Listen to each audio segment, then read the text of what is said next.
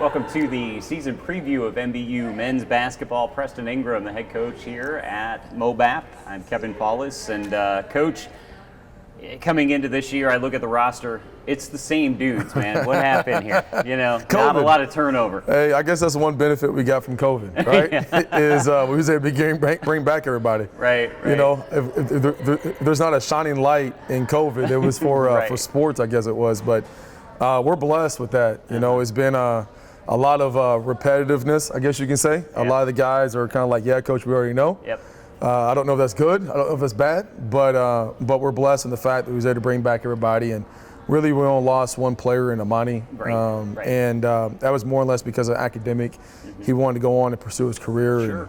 But we've been blessed in the fact that we have everybody back, and hopefully that's going to pay us dividends. Yeah, that continuity has got to help, I would think. You know, because you're not bringing in 5 new guys. You got to teach them how to be a college basketball player. Right. You know? Right. No, absolutely. It's been a blessing, the fact that their mindset's different now. Right. You know, they've kind of been through the war once, and now going into it, they're a little more focused on like the understanding of the value of now.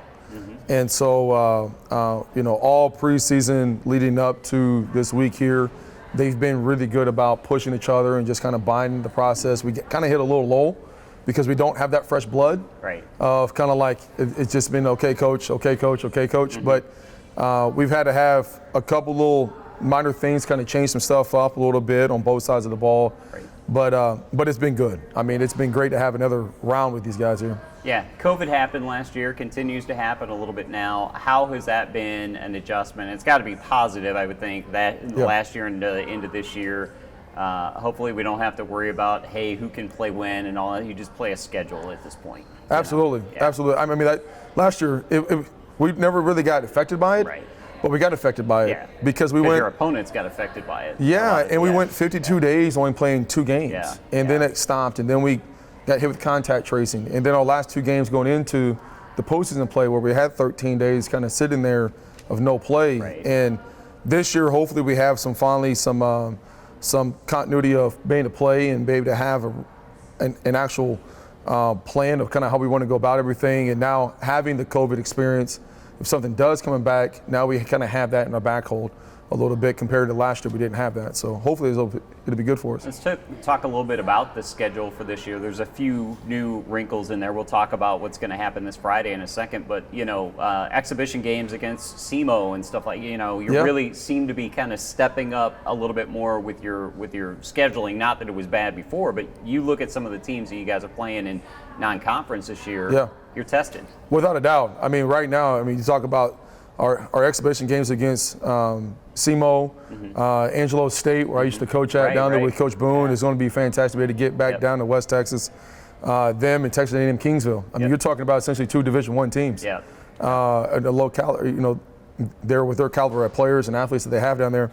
And then Southern Illinois, Carbondale. Right. I mean, that's no pushover. Right. Especially when we come back. I don't know if that's smart or not, but we're going to be really battle tested. The one thing about it is the week of Thanksgiving, we play SEMO, Angelo State, Texas A&M, Kingsville. We played those 3 teams all in a row, and then we open up the conference. Right. And I think what I'm hoping that it is that we're going to be able to see a different physicality and speed that we're going to be able to carry over to the next thing on that part. And so I think those 3 games are going to be, those 4 games are going to be great for us. And then some of our other non-conference games with Talladega, Benedictine, Peru State, Warner, just to name a few of those teams, there are going to be Huntington, national tournament level teams that have been in the national tournament before. And so we're hoping that we're going to challenge ourselves for sure. Yeah, also from a scheduling standpoint, you mentioned the word smart, tournaments or exhibitions in Texas and Florida. You know how to schedule in December and January, that's for sure. Hey, man, I came from the South. I'm a Missouri kid. But, man, living in West Texas for a while, living in Florida for a while, I said, you know what? I don't like the cold too much. Right. My wife don't like the cold, so I said, let me get on back south and kind of heat up these old bones I'm starting to have here. Yeah. So I'm really looking forward to Florida. Yeah, so it'd be good. Absolutely. So we talked about not a lot of turnover in the roster anyway, but who are some players in the first couple of weeks that you see have really made some progress last year to this year that we should be talking about right now? Man, really kind of all of them. I mean, they all came back new and developed as individual players. Desean Woods has really kind of made a huge turn. I mean, he's getting stronger. He's been more active. He's kind of have a better understanding of kind of what it is, what we want to do from an offensive standpoint.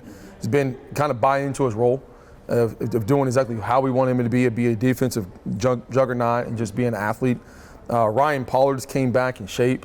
Obviously he started off like a stud and then kind of had the little spell there for a minute, and then came back and be able to help us out later in the second half. But he's really kind of changed his body up, shooting the ball well, big inside, and being really good in his first 3 steps through the rim. Brennan Hardy. I mean, Hardy, I think every single year that I've been here, since he's been with me, has been getting progressively better. He's in shape. He looks better. Right now, Yeager looks like he's a first-team All-League guy again. But the other thing is, too, I think he's kind of upset, and so am I, that he's the only first-team guy that didn't get All-American. And I thought that he should have been. There's no reason why that he should not have been. And I think that he's playing with a level of understanding of that. Jadis, I mean, really, I can go down the whole entire list. They've all came back into being better than what they were last year.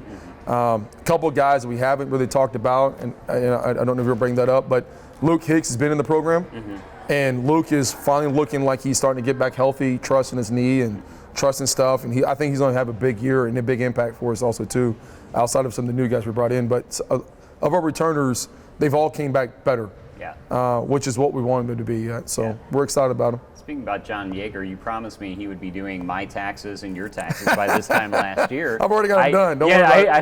I saw that he came back. I was like, wait a minute, that's a good thing. Absolutely. You know? Yeah. I'm trying to find another year for him. That's what I'm trying to do. He and I, we've talked about changing his name up a little bit, so we can't give him the Rico. Get him a mustache. Change up a few things and tell him, dude, you can do taxes on the side. But as long as you can play back for about 4 months, we're good. So let's talk a little bit this Friday, a couple days away, the Mbu Classic. First of all, before we talk about the teams that are in it, how did this come about? Because this is a new thing. How'd you put this together? What was the thought process behind it? So really, honestly, Coach Wright, that's the head coach at Talladega, he and I have been talking about this thing for the last couple of years. The thing started with them at third place last year. So when we opened up with them at third place last year, it was the Talladega Classic. But we kind of got a rotating schedule between the two of us, and we're trying to bring some other teams into it, that we have a 4-pod rotating circuit from all different places. And so we're trying to keep this thing where it's kind of going. But this year, we're hosting this year. It's nice. I think it's you're talking about opening up with a team the caliber of Talladega, and then you got the rich history of College of the Ozarks. And I mean, Talladega right now, the Indiana Hoop Report just came out, being top 10 in the country. But they might have the best talent there is in the country with their team coming in. And so I think it's going to be fantastic. It's going to be 2 really good quality games. There's 2 other games that are going on this weekend as well as our place. I just think that it's fantastic to start off with a high level of competition on that part and really test our team to see exactly where we're at with them. Yeah, it is. It's a season preview what we're doing here, but we do want to talk a little bit. When you walked up for this interview, you're already talking about Talladega. That's going to be a tough game for you guys right out of the box. No question about it. I mean, you look at their team. Coach Wright, I have probably one of the most respect for us in the country as far as a recruiter and just a coach, and just as a man. But his team, they got a Nebraska transfer that started 15 games for him at Nebraska. He's there. They got another transfer from Troy that's athletic as all get out, that plays above the rim. They have a transfer from Akron State that averaged 6 and 7 for them at Akron, but in junior college averaged 14 and 15. They got a transfer from Lincoln University, the MIAA, that's from Webster Groves here in St. Louis, and Cam Potts, that is a very good point guard. Is just quick, speed, has been proven winner. They've got 3 All-Americans coming him back. They got a couple JUCO All-Americans. They're fast. They won their first game 117-63, and they're quick and they're athletic, and it's going to put pressure on us to see exactly where we're at. And I love it, because for us to be a national contending team, if we want to be in a top 25 program, you got to be able to beat teams such as them. And we was able to beat them last year at their place. but they're going to come back, and I know he's motivated. I think I talk to Coach Wright almost weekly, and every single time he comes back, he brings back that date. So I know he's going to be ready for that game on that part for sure. Just real quick, I know every coach every year, you have this thought process, but what is the mindset for this team? There was so much, fits and starts and 52 days off and all that stuff going into this year. What are you telling your team as far as expectations of what you want from them and what you expect, maybe record-wise, maybe just effort-wise as we get this kicked off? Really, I mean, it's just the win the day concept. Yep. I mean, you see me post this all the time on Twitter. It's win the day. We have team goals, but we want to be, we want to be champions. But how to become champion, I told him to win the postseason tournament is one thing. It's got to be playing hot. But to be able to win a season championship and be considered as one of the best teams there is in the country, that's longevity of how you go about your daily work. And for us, I'm challenged this every day is just, can you win today and can you win now? We've only had about 5, maybe 6 bad days of where we've just not been very good. But for the most part, though, we've met those expectations on that deal, and so we're hoping that we can kind of carry that over. But we want to be able to push for an AMC championship. We want to push for the AMC tournament championship, and then get to the national tournament and not just be a participant. Yeah. We want to be able to go deep into it, and something that hasn't been done. If we don't do anything else, I tell them, let's do something that's never been done before. I've been able to do that in every university I've been at prior before, as an assistant coach or as a player, and that's our expectation: is do something that hasn't been done. Let's be able to meet, let's greet it, and let's run with it, and let's not shortchange ourselves the way that we felt like we did last year. Right. Let's try to make sure that we meet those expectations and go past them. Coach, I know I can't wait to get it going on Friday. I'm sure you're the same way, but man, I cannot wait. And there's 2 things. Obviously we open up Talladega, but the College of the Ozarks game is a little personal because that's my old high school coach. Oh. Okay. I played for Steve Shepard in high school. I played for him in college the year we won a national title. It was 20 years ago this year, which is, I'm dating myself now. But Steve Shepard is one of the best coaches that I think there is, bar none. I mean, he's won 3 state titles, I believe that it was, 1 girls, 2 boys, or maybe just be 1 boys. He's won 3 national titles, 1 with us at Evangel and 2 while he's at C of O.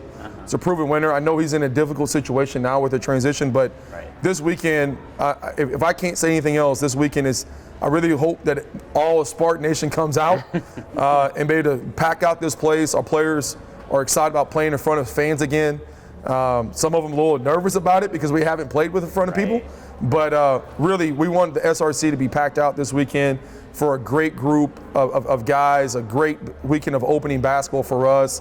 And I think we're going to be exciting to watch. We're fast this year. We're going to look to be able to put some points on the board. It's not the prototypical teams that you've seen in the past. I think we're going to be a lot more exciting to be able to see. Hopefully we're not throwing this thing off the backboard first 5 minutes of the game for all the anxiousness and everything, because we can't afford that with Talladega.